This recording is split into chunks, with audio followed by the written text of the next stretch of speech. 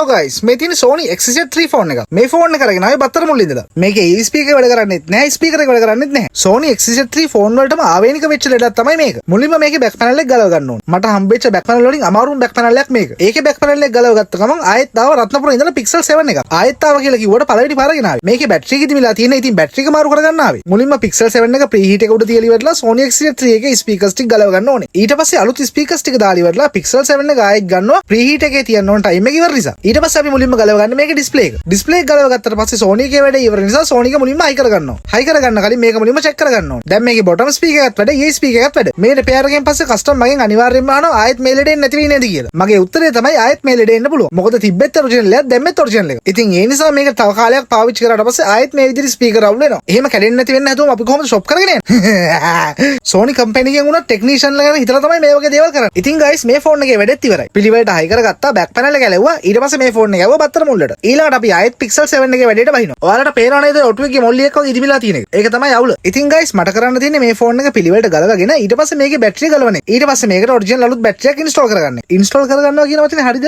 අවුලක් නැහැ, අපි වැඩේ කරලා ඉවරයි. ඊට පස්සේ මේ ෆෝන් එක ආයෙත් තිබ්බ වගේම හයි කරගන්න තියෙන්නේ. ඔයාලට පේනවා දැන් මේකේ ඩිස්ප්ලේ එක උඩට ඉස්සිලා නැහැ. ඒ වගේම තමයි ඔයාලට පිටිපස්සෙන් පේන්නේ අමීර් ඛාන් කාජල් දිහා බලන් ඉන්න ෆොටෝ එක.